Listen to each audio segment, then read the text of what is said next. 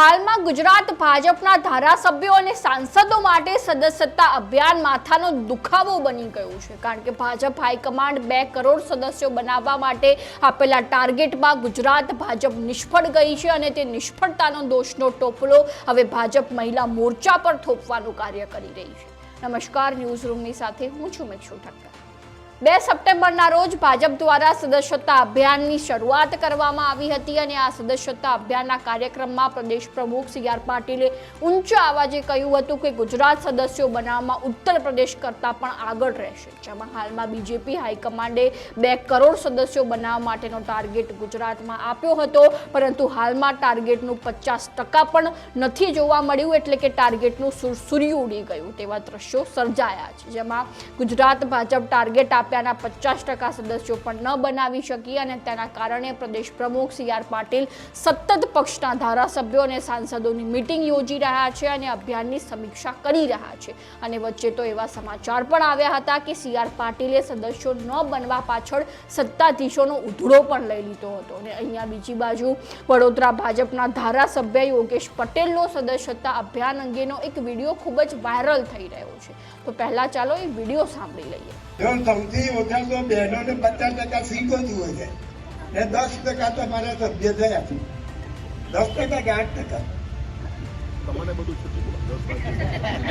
બહેનોએ જે કર્યા છે એ 10%થી વધારે નથી કર્યા છે અને સીટો જુએ છે 50%. આ તો કઈ ગણ્યું તો એ પણ નહીં સમજતું. મને લાગે છે આ હિસાબે સરકારે ઘટાડી દેવી જોઈએ.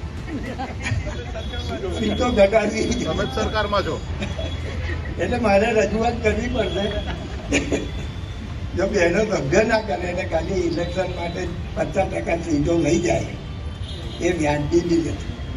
એટલે બહેનો મંડી પડે. બરાબર.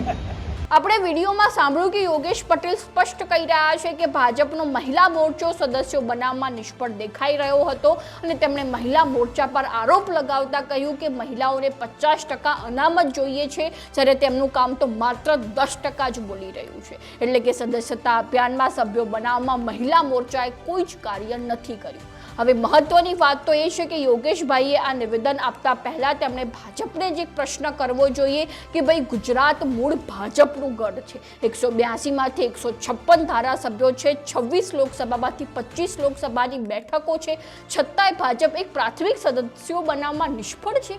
જેમાં ગુજરાત ભાજપમાં એવા ઘણા દિગ્ગજ નેતાઓ છે, પક્ષના જૂના નેતાઓ છે, છતાંય તેઓ કેમ સદસ્યો બનાવવામાં નિષ્ફળ છે અને તેમના પર કોઈ આરોપ કેમ નથી લગાવવામાં? અને બીજી બાજુ પહેલા તો ભાજપે એનાલિસિસ કરવું જોઈએ કે ભાજપના જ ગઢમાં ભાજપની દુર્દશા કેમ, કારણ કે છેલ્લા 1 વર્ષથી ભાજપમાં અતિશય કૌભાંડો બહાર આવી રહ્યા છે. પક્ષના નેતાઓનું ગેરવર્તન પણ લોકોમાં પ્રભાવી બની રહ્યું છે, જેમાં સતત સરકારી પરીક્ષાઓમાં બહાર આવતા કૌભાંડો તેમજ પક્ષના કેટલાક નેતાઓની દાદાગીરી, ગુંડાગર્દી પણ લોકો પર અસર કરી રહી છે. જેમાં સૌથી મહત્વનું પાસું કોંગ્રેસમાંથી આવેલા આયાતી નેતાઓ છે, જેના કારણે ભાજપમાં આંતરિક વિખવાદ ચરમસીમાએ પહોંચી ગયો અને તેના કારણે લોકો ભાજપથી દૂર ભાગી રહ્યા છે. એટલે યોગેશભાઈએ પહેલા તો પોતાના જ પક્ષના ખરાબ પાસાને જોવું જોઈએ કે કયા કારણોસર લોકો સદસ્યો બનાવવા માટે તૈયાર નથી. અને હા, એ વાત પણ મુદ્દાની છે કે ભાજપનો મહિલા મોરચો સદસ્યો બનાવવામાં નિષ્ફળ જોવા મળ્યો છે, જેમાં પક્ષની મહિલાઓએ સ્થાનિક કક્ષાએ સદસ્યો બનાવવા માટેની મહેનત નથી કરી. પરંતુ તમે મહિલા અનામત અંગે કોઈ વિવાદાસ્પદ નિવેદન ન આપી શકો. પહેલાં તમારે મહિલા મોરચાની પણ સમીક્ષા કરવી જોઈએ કે મોરચાનું નેતૃત્વ કાર્ય નથી કરી રહ્યું કે પછી સ્થાનિક કક્ષાની બહેનો કાર્ય કરવા માટે સક્ષમ નથી.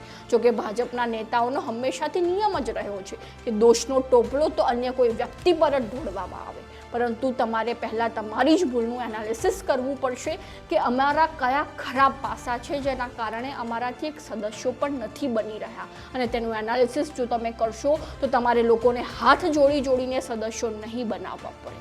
જોકે હાથ જોડવા સુધી તો બરાબર છે, પરંતુ તમે તો લોકોને ઠગીને સદસ્યો બનાવી રહ્યા છો, હોસ્પિટલના દર્દીને સદસ્યો બનાવી રહ્યા છો અને ઘણા કિસ્સાઓમાં તો વિપક્ષના નેતાઓને છેતરીને સદસ્યો બનાવવામાં આવી રહ્યા છે.